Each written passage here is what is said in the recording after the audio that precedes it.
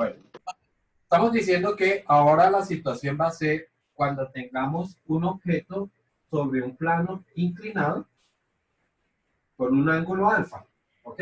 Y tenemos entonces el objeto aquí sobre esta superficie.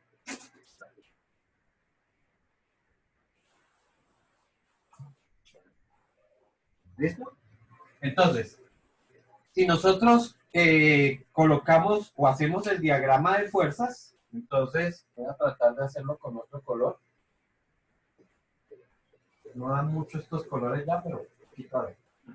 Vamos a tener entonces, así como está, ¿cierto? Es decir, tenemos un objeto que colocamos sobre un plano inclinado. Entonces tendríamos el peso que siempre está dirigido hacia abajo, ¿cierto? Esto sería nuestro peso, que lo voy a representar con la letra W. Tendríamos la normal, que recuerden que siempre es perpendicular a la superficie. ¿Ok? A ver cómo tendría que ser así. Entonces, la normal está aquí. ¿Listo? Como el cuerpo tiende a deslizarse sobre el plano,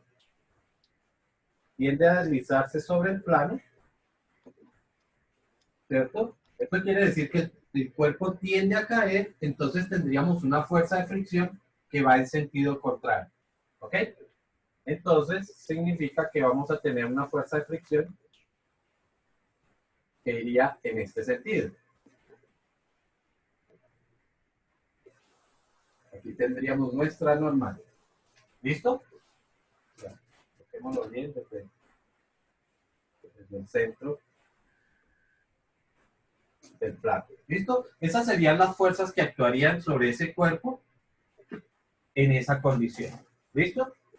Resulta que nosotros tenemos que colocar nuestro marco de referencia. El marco de referencia siempre se va a colocar de una forma bien particular. ¿Ok? Permítanme un momento.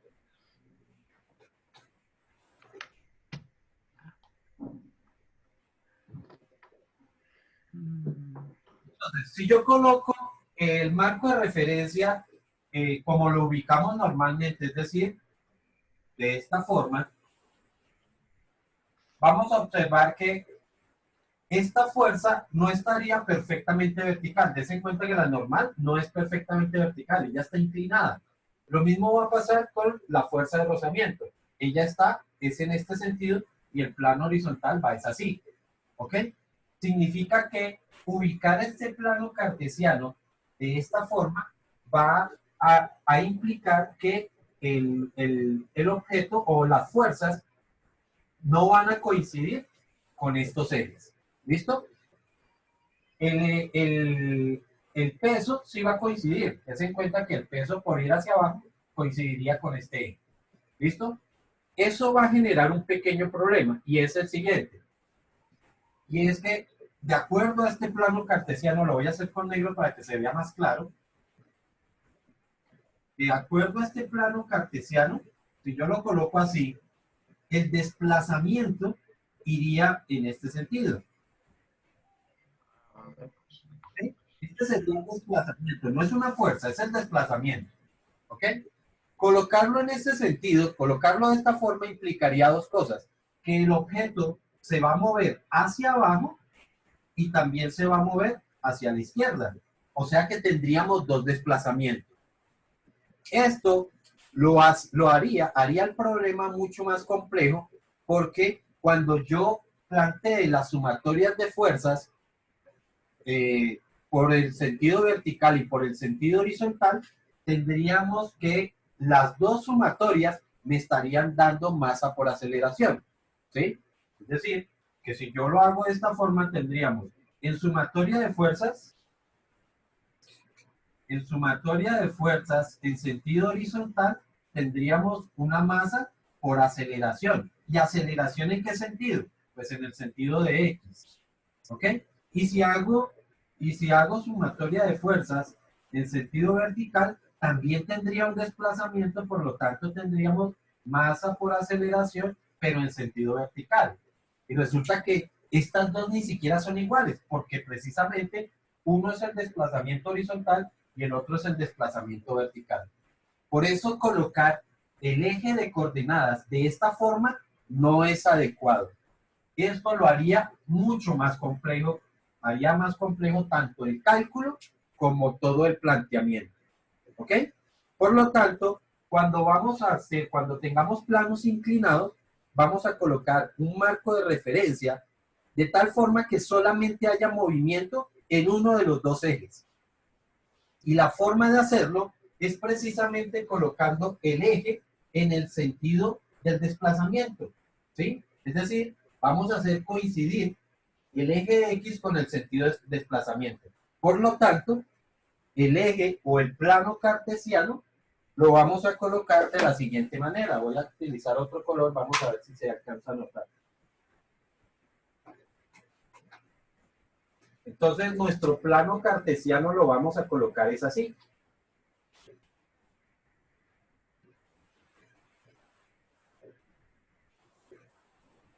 Donde este va a ser el eje X. Y lógicamente, en forma perpendicular, va a quedar el eje Y. Es decir, que nuestro eje Y va a quedar así.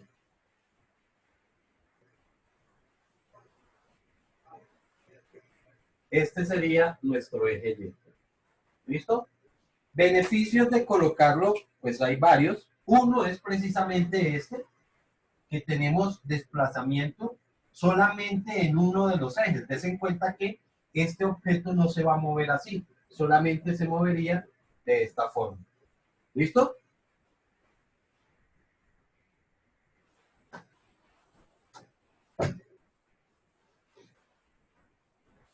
Entonces, vuelvo y repito, primer beneficio, que el desplazamiento solamente lo tendríamos sobre el eje X.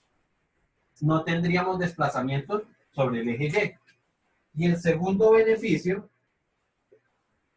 es que tenemos dos fuerzas que coinciden con ese desplazamiento, con esos ejes. La normal coincide con el eje Y, la fuerza de rozamiento coincide con el eje X.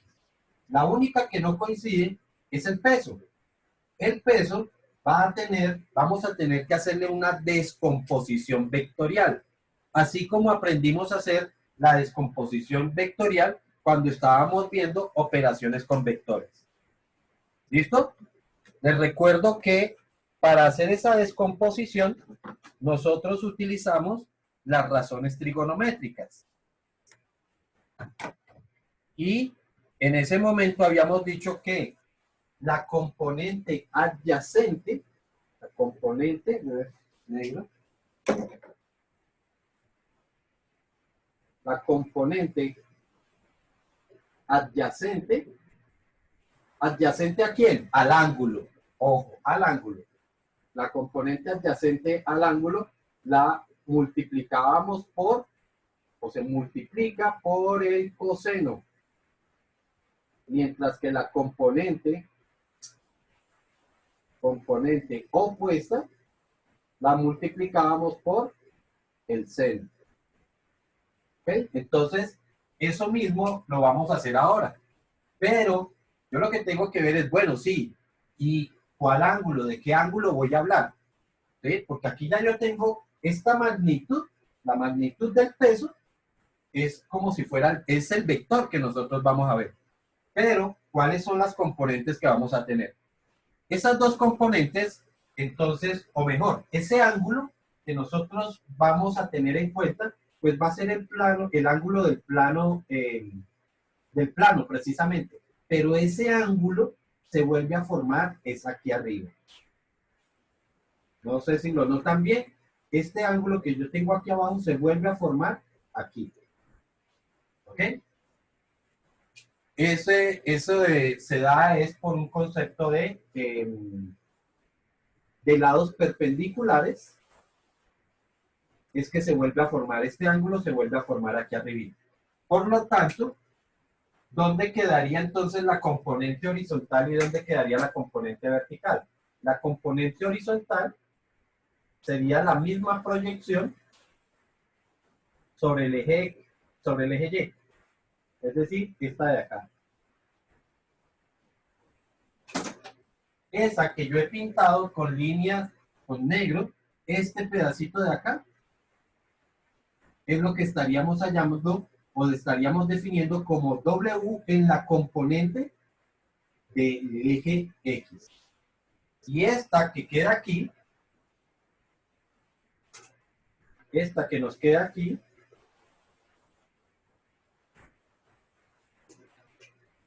sería W en el sentido del eje Y.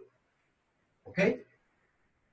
De acuerdo a la forma en que queda el triángulo, resulta que este cateto que yo tengo acá, sería el cateto opuesto al ángulo.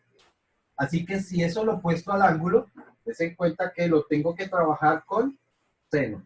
Por lo tanto, W en X va a ser igual a W, ¿sí? Que ya sabemos cómo se calcula, masa por gravedad, multiplicado por el seno del ángulo.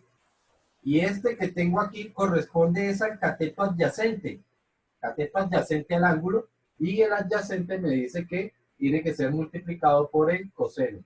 Por lo tanto, esto sería igual al mismo W, pero multiplicado por el coseno del ángulo. De esa forma, entonces sí podemos plantear las sumatorias. Ya no trabajo con este vector W, sino con las componentes W en Y y W en X. Y esas sí son las que vamos a ingresar o vamos a tener en cuenta en las sumatorias de fuerzas. Entonces, ¿cómo plantearíamos? Yo diría, sumatoria de fuerzas en sentido vertical, es decir, así. En este sentido, voy a tener la normal que estaba hacia arriba y esta componente del peso. Tengo esos dos vectores. Entonces, significa que nuestra sumatoria es normal, que está dirigida hacia arriba, menos esta componente del peso que estaría dirigida hacia abajo. Y como en este sentido no se mueve ese objeto, significa que debo aplicar primera ley de Newton, es decir que eso vale 0. Para las sumatorias en sentido, pues aquí no voy a seguir porque no le he dado valores a nada de eso. ¿No fue porque es que da cero? ¿Perdón? Porque es que va a cero ahí. Aquí va a ir el seno, sí, porque perdón, en Y, coseno en Y va a quedar es como W por el coseno del ángulo. ¿Sí? No, el cero. Aquí es 0 Sí. porque no hay desplazamiento, porque el objeto no se mueve así. Yo estoy haciendo esta suma así. Estoy haciendo este objeto no se mueve así, se mueve es así. Entonces, en el sentido de Y, no tengo movimiento, por lo tanto, la sumatoria me tiene que dar 0. Recuerden, primera ley de Newton. Si el objeto se mantiene en reposo o se mueve con velocidad constante, es porque la sumatoria de fuerzas es igual a 0. ¿Ok? En el sentido, ahora la sumatoria en el sentido, sumatoria de fuerzas en el sentido horizontal. En el sentido horizontal, ¿qué tengo? La fuerza de rozamiento que va hacia allá, que de acuerdo al eje, recuerden que este sería el sentido positivo y este sería el sentido negativo. Por lo tanto, vamos a tener una fuerza de rozamiento en sentido positivo para este caso y tendríamos esta componente del peso, que esta iría hacia abajo. Por lo tanto, si va en este sentido, sería negativa. Menos W en X. ¿Listo? Como es posible que este sistema se mueva, entonces recordamos que esto tengo que aplicar segunda ley de Newton, y la segunda ley de Newton me dice que esto va a ser igual a masa por aceleración. Y además, como se movería en sentido negativo, pues tendría que colocarle su signo negativo. Y estos serían los planteamientos de las sumas que tengo que tener en cuenta en planos inclinados. Lógicamente, si a esto le adicionamos cuerdas, ¿sí? Es decir, cuerpos que están atados, entonces tengo que adicionar las tensiones que se puedan generar, ¿sí? Imagínense que ahora adicionalmente yo tengo aquí que esto está atado a una cuerda que jala otro cuerpo que está aquí, pues entonces tendría que haberle agregado esa tensión de esa cuerda.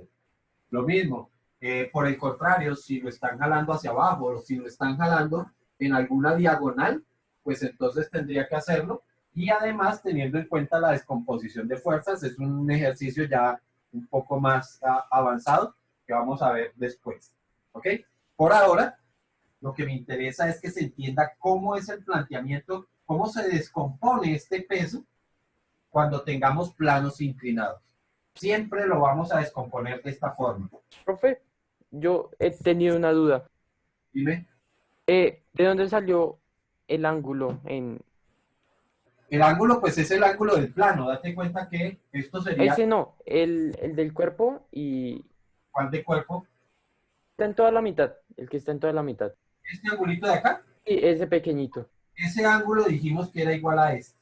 Siempre es igual a este. ¿Ok? Y des en cuenta que se forma aquí. No con el eje X, se forma con el eje Y. ¿Ok? Se forma con este, no con este eje de acá. ¿Listo? Vale, listo. Entonces, eso es importante tenerlo en cuenta porque siempre que vamos a hacer esta descomposición, tengo que ver cómo es W en Y y cómo va a ser W en X. Siempre va a ser de esa forma. ¿Listo? Si ustedes se dan cuenta, pues aquí gráficamente, digamos que el vector fuerza de rozamiento lo pinté así de largo, mientras que el vector fuerza de componente en el peso está así de pequeño, ¿cierto? A medida que el plano se va inclinando, cada vez que el plano se incline, es decir, si yo utilizara un plano ya más levantado todavía, esta componente empieza a ser más grande, esta componente empieza a volverse más grande, ¿ok? Entonces, cuando eso ocurre, llegará el momento donde esta componente empieza a ser más y más y más grande y termina siendo más grande que esta fuerza de rozamiento. Cuando esta componente es más grande que esta fuerza de rozamiento es cuando el cuerpo empieza efectivamente a deslizarse. ¿Ok? Por eso es que cuando nosotros colocamos un objeto sobre una superficie, digamos, esta superficie, yo coloco este objeto, ¿sí? Si le doy una inclinación pequeña, pues no cae. Vuelvo y repito, ¿por qué? Porque esta componente es más pequeña que esta fuerza de rozamiento. Pero a medida que levanto el plano, entonces esa componente empieza a crecer y lo que va a ocurrir es que el objeto efectivamente empieza a deslizarse. ¿Sí estamos? Ejemplos donde toca calcular el ángulo en el que un objeto empieza a deslizarse son complejos, ¿sí? Y son complejos, ¿por qué? Porque resulta que el ángulo, vamos a tener ángulo tanto en la sumatoria vertical como en la sumatoria horizontal. Y como al fin y al cabo es lo que voy a hallar, significa que voy a tener, vamos a tener dos valores que no se conocen. O mejor, es el mismo valor, pero está en dos lados distintos. Y no solamente que estén en dos lados distintos, sino que están por dentro de funciones.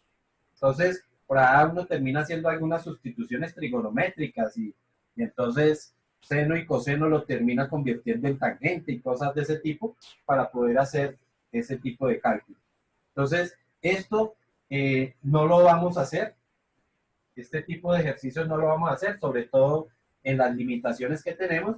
Tendríamos que tener algo como más práctico para poderlo ver y poderlo efectuar. Pero sí hay algo que ustedes van a hacer. Y eso fue lo que les dije la otra vez que iban a realizar como un trabajo.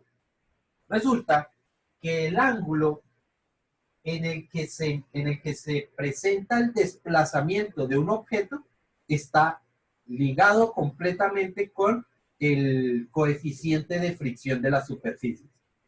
¿Ok? Entonces, nosotros vamos a decir, o en general se dice, que el coeficiente de fricción que tienen dos superficies corresponde a tangente a la -1 del ángulo en el que empieza el movimiento. ¿Ok?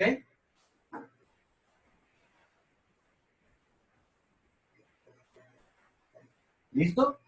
De esa forma es que se calcula el coeficiente de fricción como tangente a la -1 del ángulo en el que se forma el...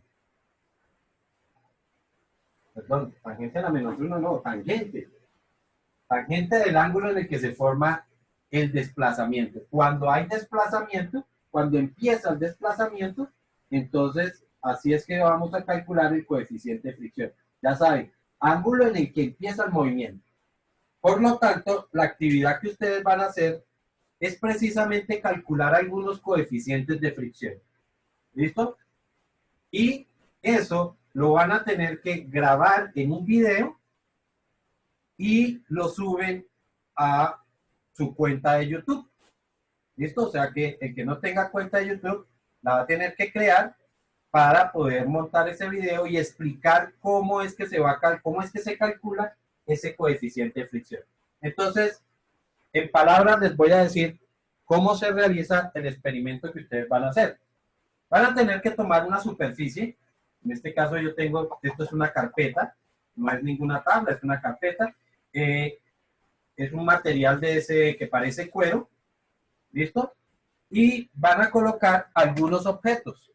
Lo primero que van a hacer es medir cuánto mide esto, cuánto mide la superficie. ¿Listo?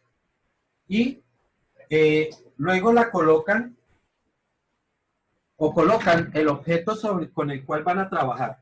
Entonces, colocan la superficie, ya saben, conocen su longitud y colocan el objeto con el que van a trabajar primero. Entonces, en este caso voy a utilizar la calculadora y empiezo a levantarlo,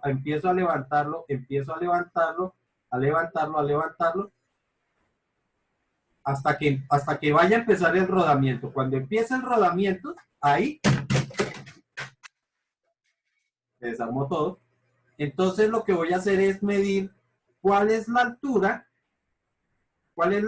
que se presentó con respecto a una horizontal. ¿Listo? Cuando hagan eso, entonces van a tener dos longitudes. Van a tener la longitud de la superficie, es decir, tienen la longitud de la superficie, por decir algo, eso medía 45 centímetros, y van a tener esta altura. Van a tener esta altura que es la que miden en el momento en que empieza el movimiento. ¿Listo? Como la tangente, recuerden que la tangente de un ángulo se calcula como cateto opuesto sobre cateto adyacente. ¿Qué significa? Que van a tener que, a través de Pitágoras, calculan este cateto adyacente. ¿Listo? Entonces, con eso en esta altura, miden esta distancia y calculan este cateto adyacente. Profe, Pueden calcular la tangente de ese ángulo. Entonces, la tangente del ángulo que se forme aquí va a ser igual al cateto opuesto que dio esta altura sobre el cateto adyacente que les dio la división, el cálculo de Pitágoras. ¿Si es claro eso? ¿No es claro? ¿Todavía tienen alguna inquietud? Profe, ¿con cuántos objetos Sí. se tiene que hacer eso? La idea es que lo hagan cada uno va a hacer 5 mediciones. ¿Ok? Esto no lo pueden hacer solos, porque des en cuenta que van a necesitar alguien que les ayude, o va a haber una persona que vaya levantando el plano, y otra que haga la medición, porque en algún momento, pues aquí yo voy a necesitar dos superficies realmente, ¿no? Voy a necesitar una horizontal que puede ser una mesa. Imaginen que esto es una mesa y este es el plano que yo voy a empezar a levantar. Lo levanto y lo levanto y lo levanto, ¿cierto? Entonces necesito de alguien que me mida precisamente esta distancia vertical para que yo pueda tenerlo ahí en el momento en que empezó el desplazamiento. Profe, ¿se puede usar el seno para hallar el ángulo? En vez de usar el Sí, método. también nosotros vimos que había dos formas de hacer esos cálculos y una es que con esos dos datos calcules el ángulo y después le calcules la tangente, como Porque quieras. es más rápido, como yo digo. Bueno, por mí no hay ningún problema. Con cualquiera de los dos métodos, ese Profe, o sea, es calcular la tangente de ahí, de, digamos, lo que nos dio la, digamos, la carpeta y en qué altura se resbaló eso. Entonces, con esas dos calculamos la tangente, ¿eso es? sí, claro. O sea, por eso mira que esta es la longitud de la carpeta, que pues estoy diciendo alguna cifra, 45 centímetros. Esta es la altura que les da, ¿sí? Y la idea es que calculen la tangente de ese ángulo. Ahora, yo estoy proponiendo una forma y está diciendo Dani otra forma de hacerlo, ¿sí? Y es que con estos dos datos, él diría, pues yo hallo el ángulo y después con la calculadora hallo la tangente, ¿sí? También. O, como les digo yo, con estos dos aplican Pitágoras para que hallen este de acá y ya teniendo estos dos, pues la tangente es igual a esto sobre esto y ya también lo están hallando. ¿Listo? Para eso, ustedes van a llenar, o sea, para el registro, van a llenar unas tablas. Esa tabla yo se las voy a enviar por cibercolegios, la van a tener ustedes en su plataforma de cibercolegios, para donde van a registrar los datos de los cinco cálculos. ¿Listo? Como seguramente la superficie que van a utilizar siempre es la misma, no creo que van a ponerse a coger dos objetos distintos o dos, no creo, todo el mundo no tiene dos tablas en su casa, ¿sí? Entonces, pueden utilizar una sola y esa sería, para todas las 5 mediciones, sería la misma longitud, ¿ok? Lo que estaría cambiando serían las alturas, porque todo depende de la superficie que yo quiera hacer rodar, ¿sí? Acá ahorita acabé de colocar la calculadora, ahora voy a colocar, por ejemplo, esta cocedora, pero lo que sí tienen que registrar es el material, ¿ok? ¿Qué tipo de material es el que están poniendo en contacto? Por ejemplo, el de la calculadora es una pasta, y así pasta, no es necesario que tenga que colocar nombre científico ni nada. Y esto pues es metal, ¿no? Entonces, para que más o menos vayan identificando la superficie. Lo ideal, y era lo que yo hacía en algún momento, era que los chicos llevaban, era un solo bloque. Ellos conseguían un bloquecito de madera y ese bloquecito lo forraban con distintos materiales.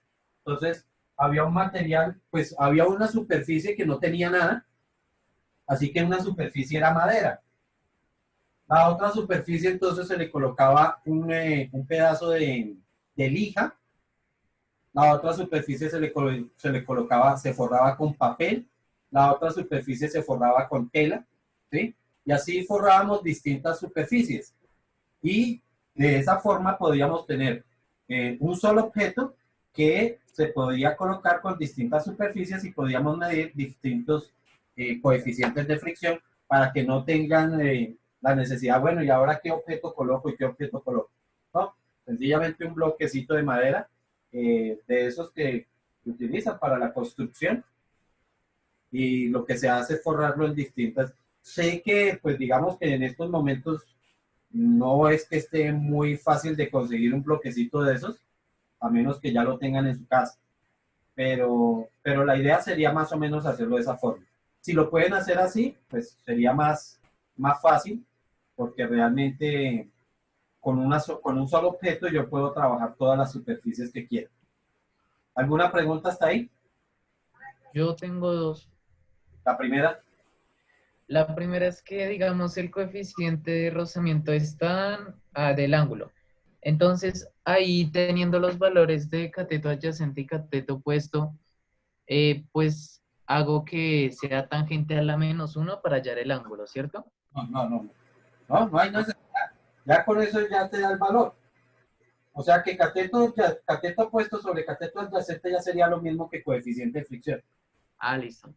Y la O sea, otra pregunta es ángulo? que, El o ángulo sea no que, lo necesitamos, realmente no lo necesitamos. Si quieren pueden colocarlo por el cálculo que hagan, sobre todo, por ejemplo, si lo hacen como dijo Dani, que él prefería hallar primero el ángulo, pues no hay ningún problema. Entonces, una forma es, como dice él, ¿no? Primero hallar el ángulo. Yo digo, calcular el cateto adyacente. Entonces, una de las dos cosas toca hacer. O hallan el cateto adyacente o hallan el ángulo, como quieran. Pero lo cierto es que el coeficiente es la tangente de ese ángulo. O sea que lo que tenemos que hacer es hallar el otro que nos falta. Si tenemos opuesto, pues el adyacente. Y ya ahí nos queda la tangente sin meter ángulo y sin nada. Claro, porque queda como cateto opuesto sobre cateto. Al fin y al cabo, el cateto opuesto fue la medición que hicieron acá. El cateto adyacente es el cálculo de Pitágoras. La división de esos dos ya te da el resultado. profe, o sea que la tarea es solo hallar la fricción de varios objetos. El coeficiente de fricción, no la fricción, el coeficiente. Eso. ¿Sí? ¿Perdón? Profe, ¿qué para cuándo es eso? Preguntan.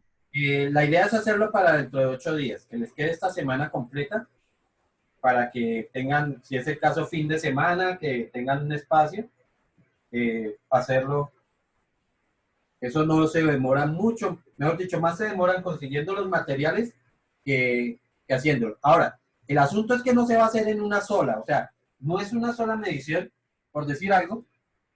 Yo decidí coger estos dos objetos, ¿cierto? Y hago una medición, y no es solamente una medición, sino que me va a tocar, vamos a hacer 3 mediciones, ¿sí? Entonces, sobre el mismo objeto, hago primer medición. Ya, ahí empezó y tomo la altura. Vuelvo y repito, con el mismo objeto, vuelvo y empiezo a levantarlo y vuelvo y hago lo mismo. Y la idea es que promedien, ¿ok? ah, ya entendí. Porque es que resulta que en cada uno comete errores normalmente y a medida que repite varias veces, pues va eliminando los errores. ¿Listo? Y con el promedio, pues lógicamente se van absorbiendo todos esos errores. ¿Ok? O sea que por cada material es, ¿Perdón? o sea que por cada material toca hacerlo 3 veces. Correcto. Por cada material vamos a hacerlo 4 veces. ¿Por qué quiero 4 veces? Pues porque es que dividir entre 3 generalmente genera infinitos decimales. Entonces van a hacerlo, entonces más o menos la tabla les va a quedar así. Dice objeto 1 o superficie 1, como la quieran colocar, pues depende si lo hacen, como yo les dije, un bloque forrado con varias caras, ¿sí? Lo pueden colocar de esa forma. Lo que me interesa es el material. ¿Qué material están utilizando? ¿Sí? Y entonces empezaríamos con la primera medición, la vamos a llamar altura 1, y entonces registran el valor. Entonces voy a poner alguna cifra. Me dio 15,8 centímetros. Altura 2, me dio 16,2 centímetros. Y a altura 3, 15,7 centímetros. Y altura 4, me quedó 16,1 centímetros. Y entonces esto lo promedio. Entonces hablaríamos de una altura promedio. Altura 4, y esto sería una altura promedio, y con esta es que van a hacer estos cálculos. ¿Listo? Con esa es que van a hacer el cálculo de o hallan el cateto adyacente o hallan el ángulo según sea el caso. Lo que decidan ustedes trabajar. ¿Sí está claro? Otra pregunta. Dime. Para hacer la medición se usa una regla, ¿cierto? Sí, claro. Al hacer la medición, ¿pongo la punta de la regla donde inicia en la mesa o donde inicia 0? A ver, yo te muestro. Si esta es mi mesa, ¿cierto? Ajá. Esta es mi superficie. Entonces yo voy a colocar aquí porque tengo esta regla muy particular, bastante grande, ¿cierto? Entonces la colocaría de esta forma. Espera, porque ya no me cansan las manos para todo. Entonces colocaría mi regla así. A ver. Y colocaría, y empezaría con esto de esta forma. ¿Sí lo ves? Sí. El desplazamiento y ahí me queda la medición. Entonces mira que esto sería una forma muy adecuada porque aquí ya me da la medición. Con una escuadra lo pueden hacer ustedes, así como esta, yo porque tengo esa escuadra grandota. O sea que la